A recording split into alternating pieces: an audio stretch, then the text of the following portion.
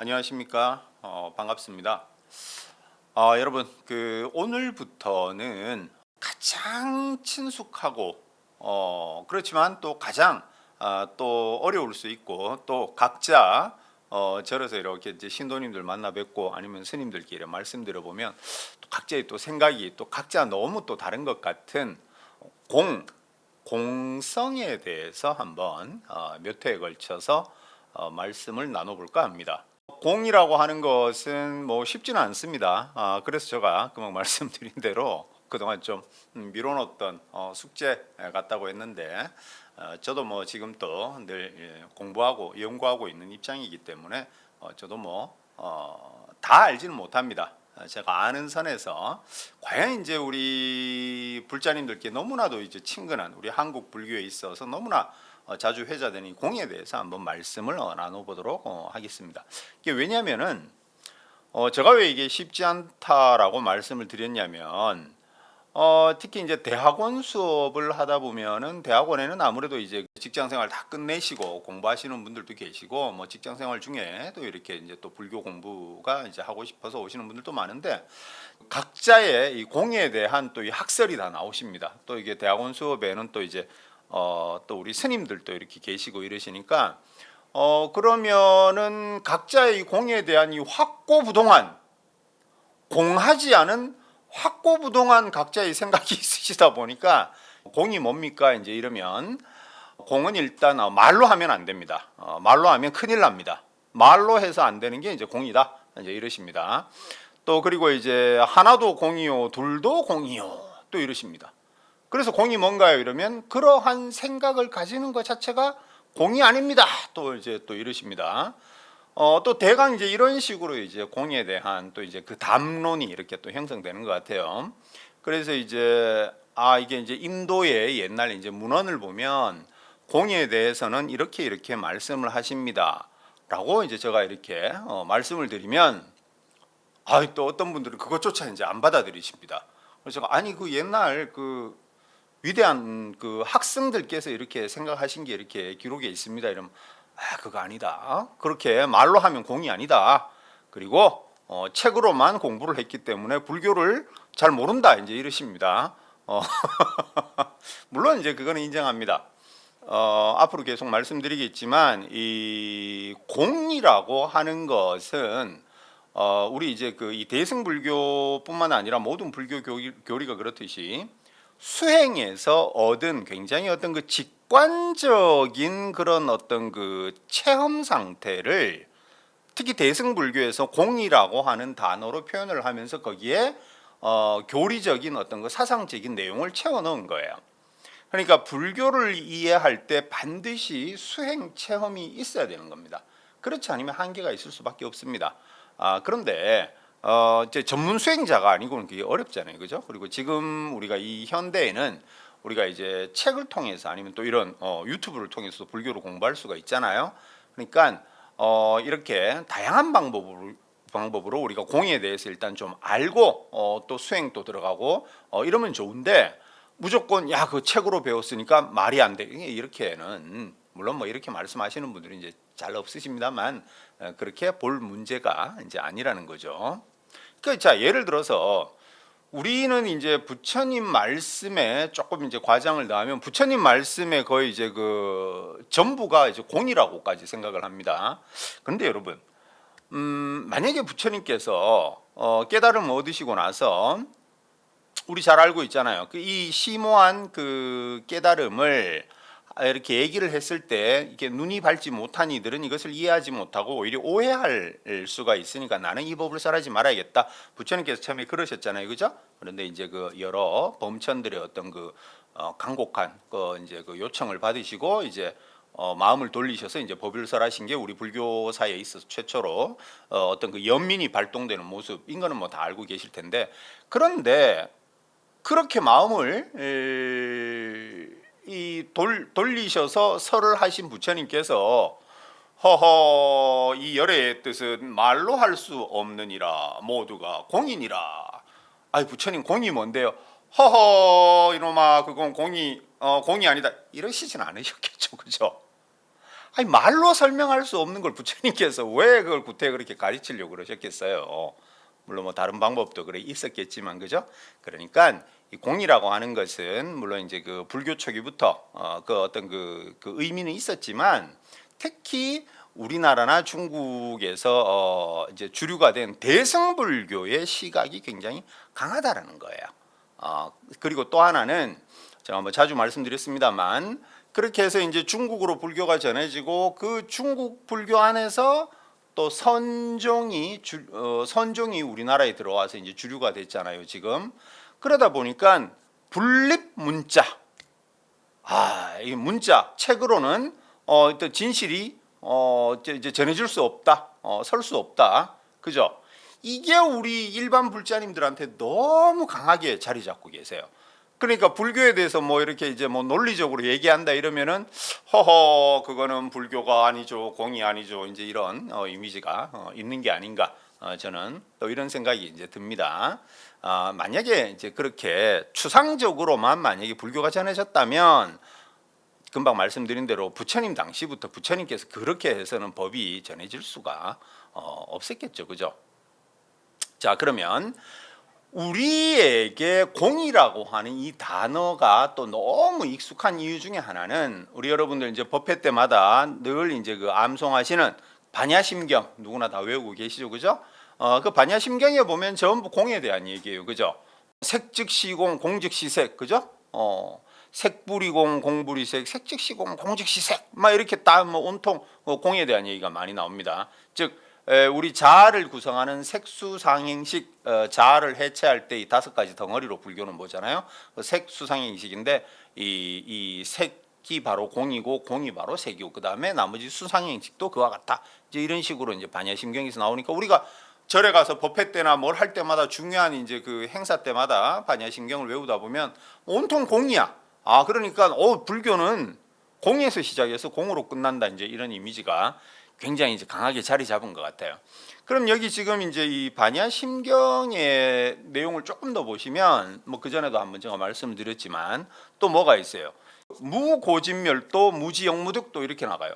그러니까 고진멸도 부처님께서 설하신 사성제도 무 없고 그로 인한 또 어둠도 없다 막 이렇게 돼요. 그러니까 우리 불자님들에게 불교 이러면 일단 공이야. 근데 공이 뭡니까 이러면은 무예요, 무.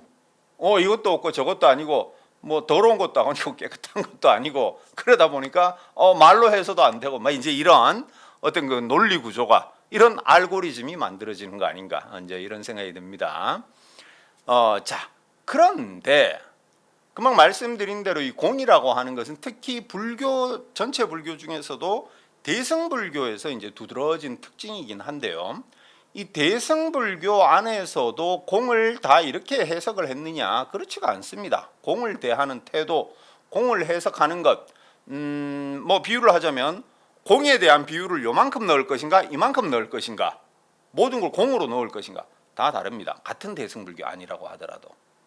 그럼 여기서 우리가 하나 또 이제 추론할 수 있는 게 뭐냐면은 그러면 소위 말하는 이제 그 뭐 대승이라고 했으니까 제가 소승이라고 표현하지만 어쨌든 이 초기 불교 쪽. 그럼 이 초기 불교하고 대승만 하더라도 공을 보는 시점, 공을 해석하는 태도는 다를 수밖에 없겠죠, 그죠?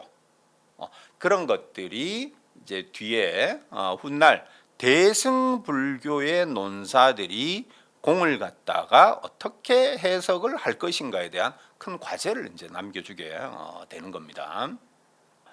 그렇다면 왜 불교하면은 금방 제가 이제 반야심경의 예를 들어서 말씀드린 것처럼 무 아니비설시인의 무 색성양미 촉법 왜 이런 무나 공이 이렇게 좀 혼용되는 듯한 느낌을 이제 가지냐 하면은 이 강의를 들으시는 분들은 잘 아시겠지만 제가 좀 강조하는 몇 개가 있어요. 불교라고 하는 것이 이 문화권이 전혀 다른 인도에서 중국으로 전해졌다라고 했잖아요, 그죠? 그러니까 그 중국으로 전해진 불교를 한마디로 말하면 한역불교라고 제가 얘기했어요. 한역불교, 한문으로 번역된 불교예요. 야, 그 뭐 중국이 뭐 영어 쓴 것도 아니고 독일어 쓴 것도 아니니까 당연히 한문 쓰니까 한역불교지. 그렇게 보실 수 있는데 한역 불교라고 하는 거 안에는 굉장히 깊은 뜻이 담겨 있습니다. 이 소리 글자로 된 이 서양의 언어인 이 인도의 언어가 이 뜻 글자로 이게 번역이 돼가지고 이제 우리나라나 일본으로 전해졌잖아요, 그죠? 이제 그렇게 되면서 번역되면서 이 한문이라고 하는 글자 자체가 가지고 있는 추상성도 있는데 번역이라고 하는 게 원래 개념을 그대로 번역할 수는 없어요. 어떤 언어가 어떤 언어로 번역하든지 간에. 그런데 더군다나 이 2000년 전에 그 고대에 양쪽 언어에 대한 어떤 그 깊은 이해를 가진 분도 그렇게 많지 않은 상황에서 지금과 같은 어떤 뭐 AI한테 물어볼 수도 없잖아요, 그죠? 뭐 제대로 된 사전이 있었겠습니까? 그때 또 언어 체계도 너무 다른 언어로 이게 번역하다 보니까 한문으로 번역된 것만 옛날 우리나라 사람들은 봤을 거 아니에요, 불교를. 그럼 예를 들어서 계속 말씀드리겠습니다만 원래 인도 말에서 공에 해당되는 단어를 중국인들이 무라고 번역을 했어. 그러면 우리나라 사람하고 일본 사람들은 불교에는 원래 이 개념이 무인가 보다 이래 생각할 수밖에 없겠죠. 그럼 무라고 하는 게 일단 뭐겠어요? 뭐 문맥에 따라서 조금씩 다르게 의미도 있겠지만 일단 없다예요. 없다. 그러니까 불교 이러면은 뭔가 공허하기도 하고 허무한 느낌도 나는 이유가 이 중국어로 즉 한문으로 번역되면서 개념에 대한 오해와 변동이 많이 일어난 것도 그 중요한 요소 중에 하나가 되는 겁니다. 이게 작은 문제가 아니에요. 그래서 제가 우리나라나 일본은 한역 불교를 받아들였다. 즉 중국 불교는 한역 불교다라고 얘기하는 것은 그런 의미가 이제 있는 겁니다. 자, 한 예를 들게요. 여러분 우리가 무의도식한다 이런 말 많이 하죠. 저도 뭐 한때 이 백수로 지내던 시절이 있었습니다만 무의도식한다. 뭐 할 일 없이 이제 빈둥거리고 그죠? 밥만 축내는 걸 그렇게 얘기하는데 무의라는 게 뭡니까? 없을 무자에 할 위자잖아요, 그죠? 무의 하는 일 없이 하는 것 없다. 그러면 이제 여러분 그 우리가 이제 노장사상 할 때 그 노자제 37장에 보면 뭐라고 되어 있냐면 도라고 하는 것은 항상 아무것도 하지 않는 것이며 그렇다고 하지 않는 것이 없다. 이제 이런 말씀이 나옵니다. 상도무위 이무불위 이제 이렇게 나옵니다. 그러면 여기서 이 무위라고 하는 것은 우리가 뭐 다 의미는 아시겠지만 어떤 인공적으로 어떤 자기를 하지 않는 것을 우리가 무위라고 해요. 이걸 풀어서 설명하면. 그런데 금방 말씀드린 대로 인도에서 중국으로 이제 기원 전후에 불교가 이렇게 전해질 때 당연히 이 경전의 번역은 필수적이겠죠. 경전을 번역해 줘야 그게 무슨 말인지 우리가 아니까. 그럴 때 우리가 이제 불교에서 최고의 깨달음을 말하는 그 열반 있잖아요. 열반, 그죠? 열반은 뭐 잘 아시겠지만 니르바나예요. 니르바나, 그죠? 니르바나를 소리 나는 대로 쓴 게 이제 열반이죠. 그래서 열반이라고 하는 한자 자체는 뜻이 없어요. 근데 이제 이 니르바나 뜻 자체는 뭐냐면 뭐 연료가 떨어져서 이제 등불이 완전히 꺼진 상태를 이제 니르바나예요. 즉 욕망의 불꽃이 꺼진 게 바로 열반인 거예요. 그러니까 그 꺼지다 의미가 있으니까 우리가 어떤 그 스님들께서 돌아가셨을 때도 열반에 드셨다라고 하는 거예요. 불꽃이 꺼졌으니까. 근데 이것을 이제 수행 측면에서 봤을 때 이제 그 욕망의 불꽃이 꺼진, 그래서 이제 깨달음을 뜻할 때 열반이라고 하는 거예요. 뭐 물론 뭐 미묘하게 또 이제 뭐 해석을 좀 다르게 할 수는 있겠지만, 자, 그런데 무슨 말씀 드리려고 하냐면 중국에서 이 니르바나 즉 열반을 뭐라고 이제 번역을 했냐면 초창기에 이 노장 사상에 금방 제가 말씀드린 무의를 가지고 와서 번역을 합니다.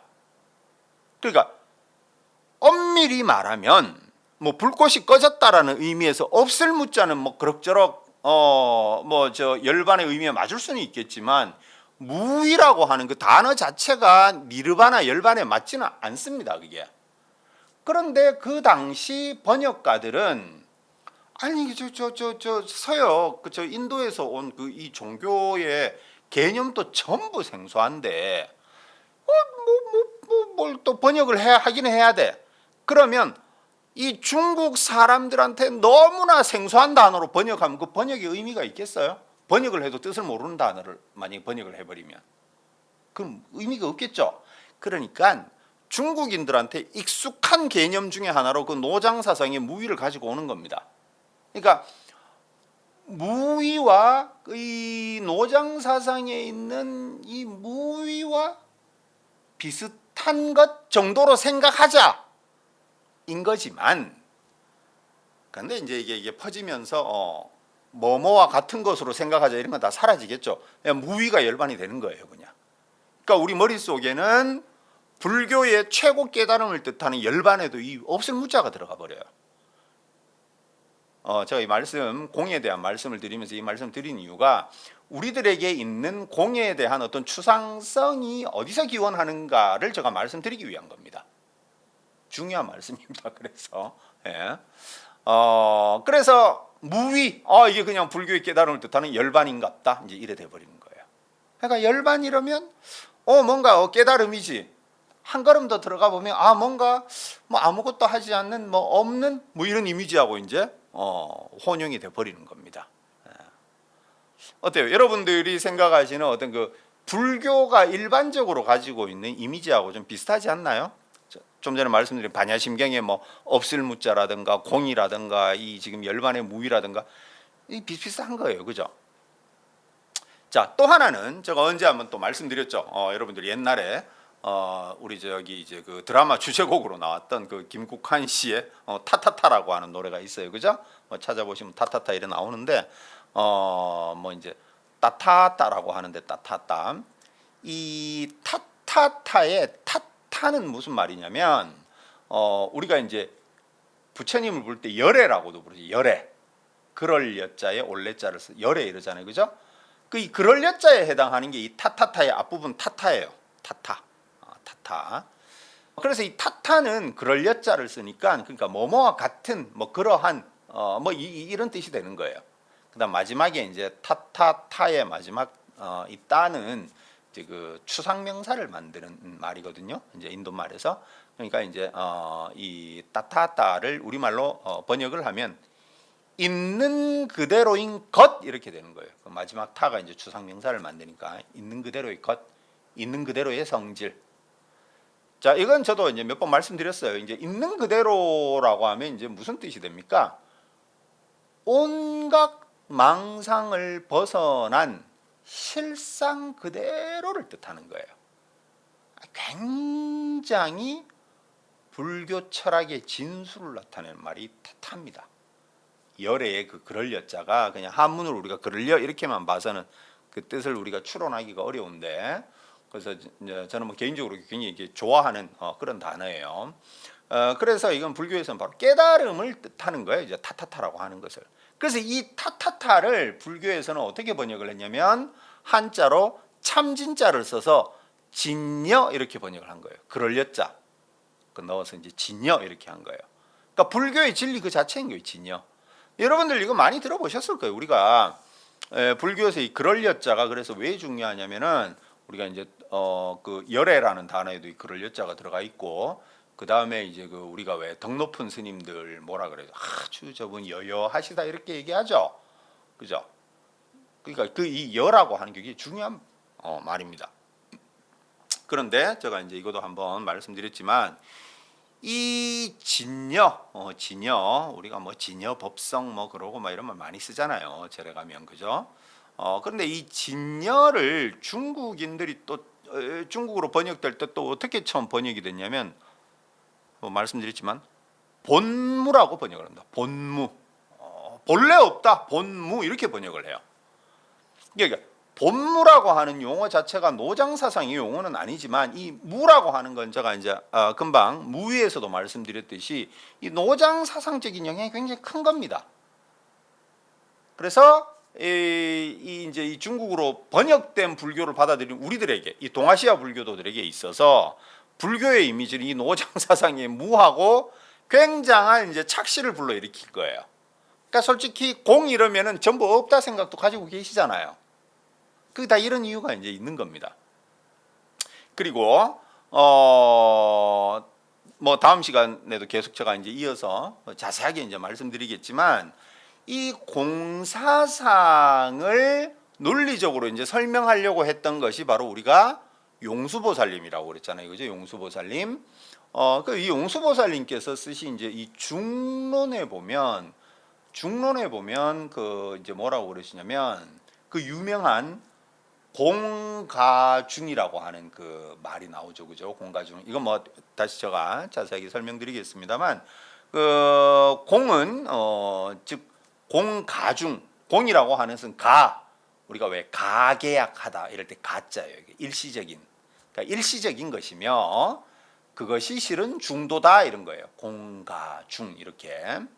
그런데 이 중론을 이거를 한문으로 번역하신 분이 누구냐면은 우리 그 이제 묘법연화경 또 번역하시고 뭐 대승불교 경전에 어마어마한 이제 큰 영향을 끼치셨던 바로 구마라집 스님이 바로 이 또 공사상에 대가셨어요. 이 구마라집 스님께서 이 중론을 번역을 하시거든요. 근데 이 구마라집 스님께서 요 공가 중에 해당하는 이 산스크리트어를 보면 여기는 보면 이제 공이라고 하는 단어, 순야타라고 하는 단어가 나오거든요. 근데 이거를 갖다가 또 무라고 번역을 하세요. 그러니까 엄밀히 말하면 이게 공가중이 아니라 무가중 이렇게 되는 거겠죠. 즉 무슨 말씀 드리려고 하냐면 공과 무라고 하는 단어가 이렇게 섞여서 이렇게 번역이 된다는 거예요.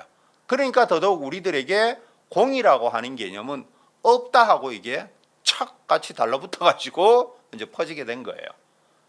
그것이 바로 이제 공에 대한 어떤 그 허무적인 느낌을 더 많이 일반적으로 줬다라고 저는 이제 생각을 합니다. 당연히 이 구마라집 스님 같은 분이 그 산스크리트 뜻을 몰라서 그래 하신 건 이제 아니시지만 어쨌든 이런 식으로 공과 무가 많이 이렇게 탁 붙어 있는 개념이 되어 버렸어요, 우리한테.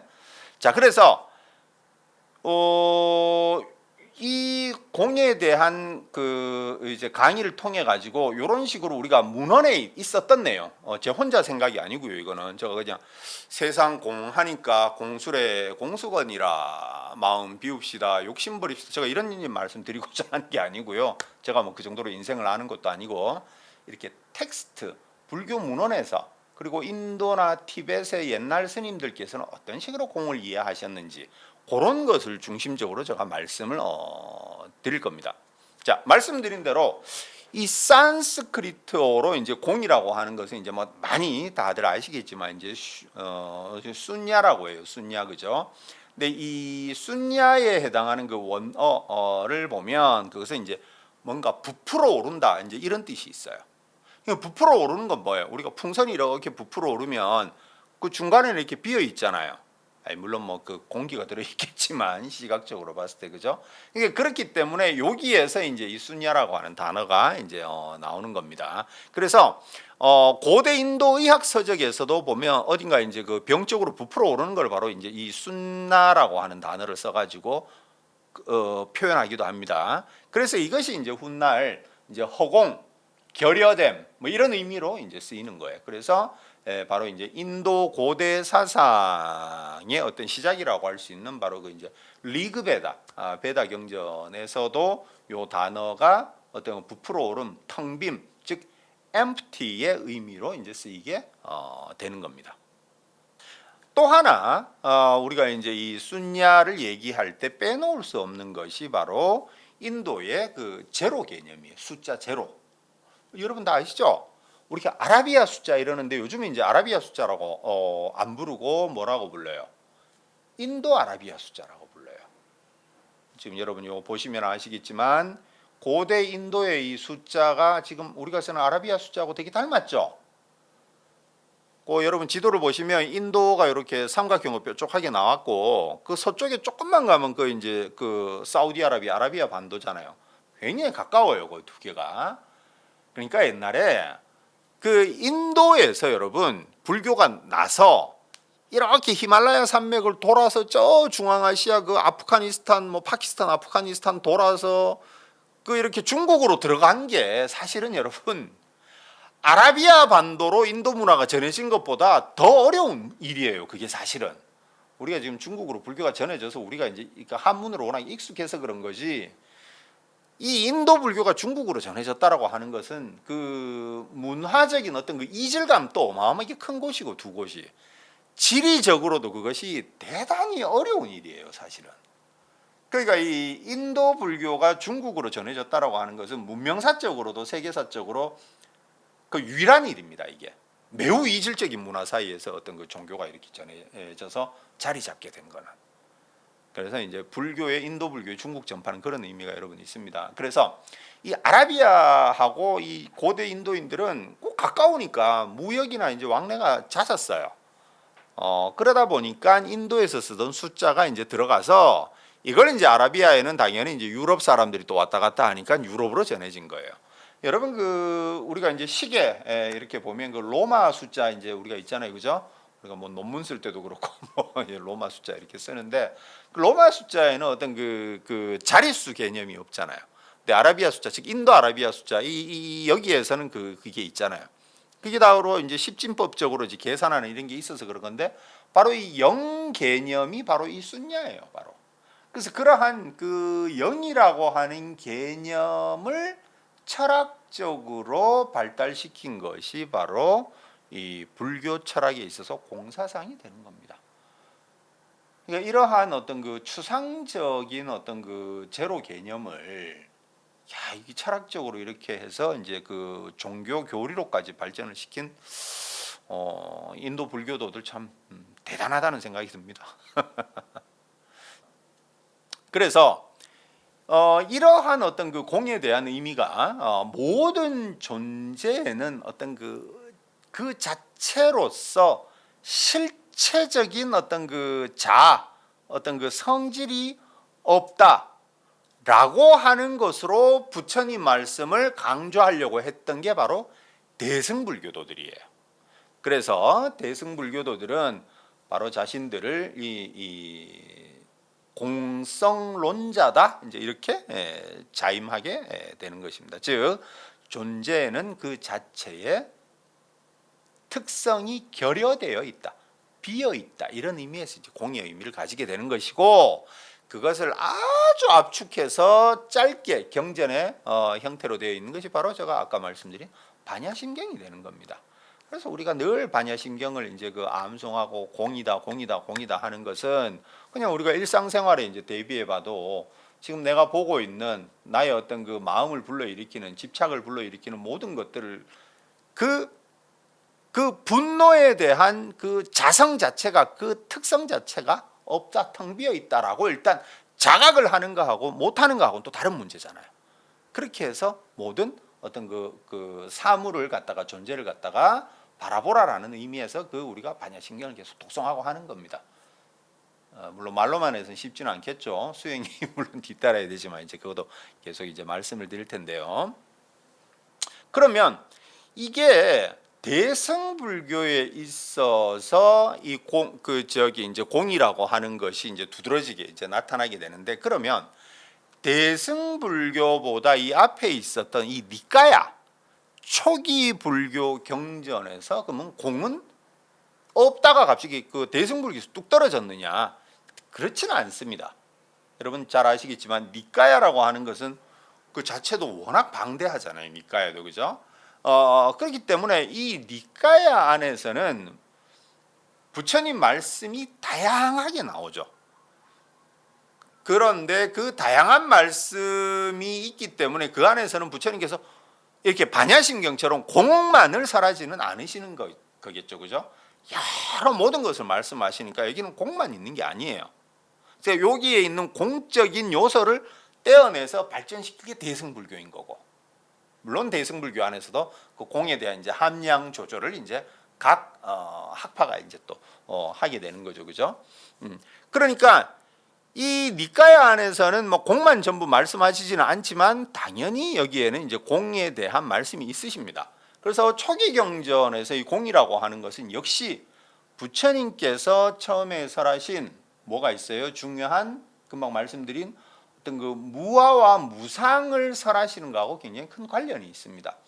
자주 말씀드렸어요. 제가 이 불교라고 하는 이 가르침이 당연히 이건 이제 종교인데 다른 어떤 종교하고 굉장히 다른 점이 뭐냐면은 절대 불변의 존재를 부정한다는 게 이게 참 불교의 큰 특징입니다.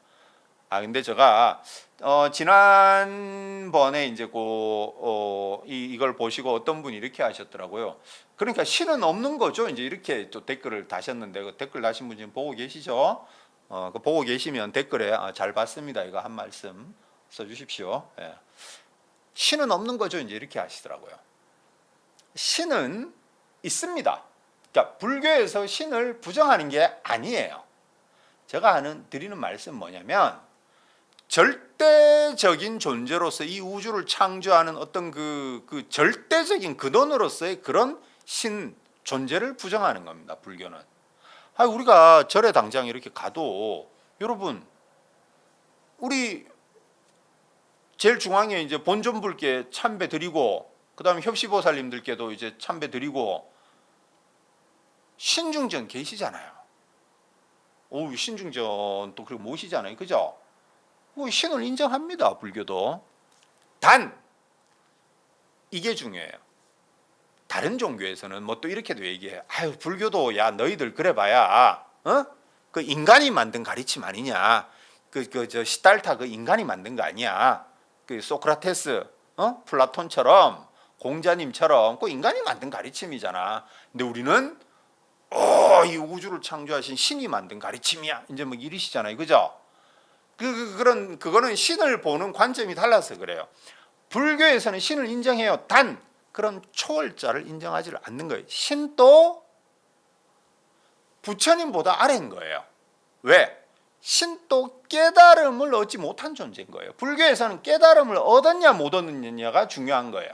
그러니까 신은 아직 인간보다는 뭐 좀 더 많은 능력이 있을지언정 부처님만큼의 깨달음을 못 얻는 거예요. 그러니까 신도 윤회합니다. 그러니까 그 신은 우리 인간이 갖지 못한 뭐 신이한 능력은 당연히 있겠죠. 하지만 우리가 깨달음을 목표로 하는 불교도라고 한다면 우리가 귀의할 곳은 그러한 아직 중간 단계에 있는 신이 아닌 거예요. 붓다가 귀의의 대상이 되는 겁니다. 그러니까 우리가 삼귀도 보면은 뭐예요? 불법성 삼보에 귀의한다라고 하지 거기 신에게 귀의한다는 내용이 없잖아요. 그렇다고 신을 부정하는 건 아니에요. 신이 가진 어떤 뭐 신이한 능력에만 우리가 기대서는 안 되지만, 그러니까 제가 좀 전에도 말씀드렸잖아요. 범천권청에서 하늘의 신들이 다 부처님께 와서 부처님이시여 저희들한테 제발 법을 설해 주소서 이렇게 하잖아요. 그러니까 신을 보는 눈이 다른 거예요. 그러니까 불교에서 신은 우리가 인정 안 하고 불교는 오직 큰 냉철하고 이런 멋있는 논리만 있고 이론만 있다 이렇게 보는 것도 굉장히 불교에 대한 큰 오해입니다. 불교는 신을 인정을 합니다. 최종적으로 우리가 귀의할 대상이 아니라는 거지. 그런 이제 큰 차이가 있어요. 자, 그러면 이 불교라고 하는 이 가르침은 이제 그 무와 무상과 이제 그 공이라고 하는 것이 무와 무상과 큰 관련이 있는데, 그러니까 이 절대적인 초월적인 존재를 부정해요. 무하고 그 다음에 영원 불변한 것을 또 부정하니까 무상이 되는 거예요. 그래서 불교 경전 중에 지난 시간까지 제가 계속 말씀드렸던 이제 뭐 법구경이나 또 법구경처럼 또 아주 오래된 그 불교 경전 중에서도 아주 최고층에 해당하는 이제 수타니파타 여러분들 많이 아실 거예요, 그죠?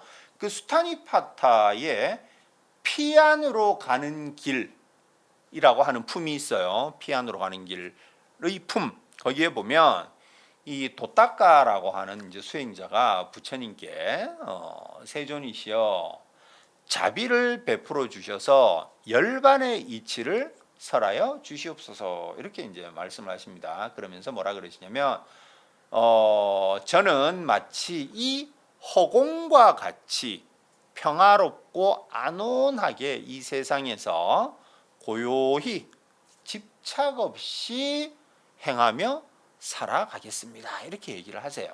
그러니까 부처님께서 도탁하여 내가 지금까지 전해진 적 없는 평온과 정멸에 대해서 알려주겠다. 그것을 알고 행하면 너가 세상의 집착을 넘어설 것이다. 이제 이렇게 얘기를 하십니다. 여기서 제가 이제 무슨 말씀 드리려고 하냐면, 공에 관해서 이 초기 경전에 보면 금방 이제 이 도타카 수행자가 저는 마치 허공과 같은 평화로움을 얻고 싶다 이러시잖아요. 그죠? 이 허공. 그래서 이 아주 오래된 불교 경전에서는 우리가 이제 공이라고 해당하는 이 단어가 연상되는 이 허공이 텅 비었잖아요. 그죠?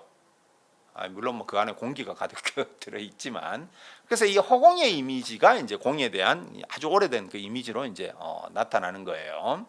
자, 그리고 또 이 허공에 대한 단어를 통해서 초기 불교에서는 선정 수행에 관한 곳에서 또 이 허공이라는 단어를 이렇게 씁니다. 여러분, 우리가 잘 아는 욕계, 색계, 무색계가 있죠, 그죠? 욕계, 색계, 무색계 이렇게 돼 있어요. 이것은 다 불교 수행을 통해서 우리 마음이 경험하는 그 경험 상태를 갖다가 나타내는 게 욕계, 색계, 무색계예요. 그러니까 그 마음이 경험하는 것을 어떤 그 계, 우주, 공간으로 나타낸 거예요. 욕계, 색계, 무색계 이렇게. 그러니까 욕계라고 하는 건 뭐예요? 뭐 잘 아시겠지만 욕계는 우리의 이 신체의 6 감각기관이 파악하는 그 감각기관이 파악한 것에 사로잡혀 살아가는 게 바로 이 욕계예요. 6 감각기관의 이제 그 대상이 되는 것에 우리가 다 잡혀서 살고 있잖아요. 냄새, 소리, 모양 이런 데 우리가 잡혀서 살고 있잖아요. 그죠? 그렇게 해서 어떤 그 세상을 이렇게 그리면서 우리가 살아가잖아요. 그죠? 그러니까 욕계인 거예요. 이것이 욕계. 그러면 여기서 이제 수행을 더 해서 그 마음 단계가 더 올라가면 이제 어떻게 됩니까? 그 다음이 바로 색계가 되겠죠. 색계, 그죠? 어떤 그 수행자가 어떤 욕심이나 망상이 점점점 사라지고 어떤 그 보고 듣고 맛보고 함으로써 생기는 이런 욕계의 기쁨은 야 이게 정말 아무것도 아니구나. 이 수행 세계에 들어와 보니까 이렇게 해서 그것은 하나의 6 감각 기관이 올가매는 속박일 뿐이다라고 이제 알게 되는 거예요. 이 색계에 가면. 그렇지만 이 색계는 여전히 육체에 의존하고 있기 때문에 우리가 그 육체를 이제 색 이렇게 표현을 하잖아요. 그죠? 그러니까 색계라고 하는 거예요, 이게. 그리고 그 위에 이제 그 최상위의 어떤 그 마음이 경험하는 게 바로 이 색계를 벗어난 무색계가 되는 거죠. 무색계, 그죠? 뭐 이거 다 알고 계실 건데요, 그죠?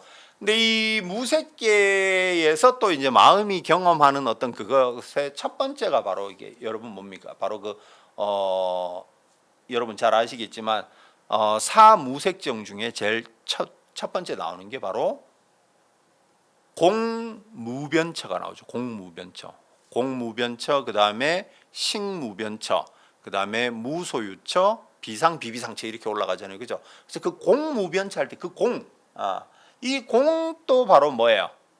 허공과 같이 이 진리의 세계가 무한하다는 것을 이제 아는 게 바로 이 공무변처가 되는 거예요. 그러니까 여기서도 이 허공이라는 단어가 함께 쓰이는 거고, 이 세상을 허공과 같이 이렇게 이제 허공 즉 공과 같이 보라 이렇게 되는 겁니다. 그래서 이러한 내용들이 초기 경전에 이렇게 나옵니다.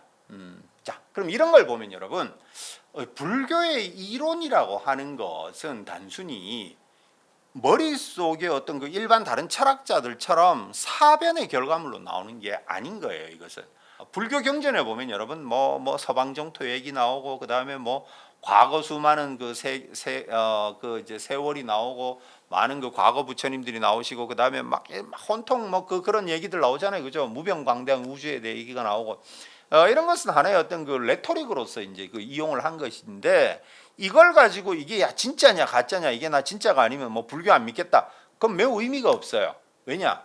여러분, 우리가 태산 같은 파도가 밀려온다 이럴 때 그 파도의 높이를 진짜 그 태산 높이하고 똑같이 재서 뭐 그렇게 하지는 않잖아요. 그건 하나의 비유잖아요.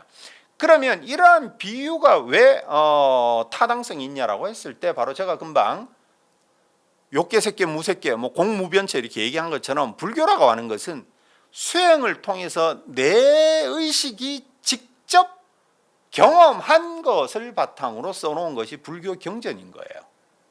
그것을 하나 수사적으로 그렇게 이제 그 표현을 이렇게 여러 가지 할 수가 있는 거지만 그것이 그냥 황당한 상상이 아니라 철저한 우리가 의식을 아직 모르거든요. 과학적으로는 그렇다고 뭐 과학을 제가 부정한다는 게 아니라 아직 몰라요.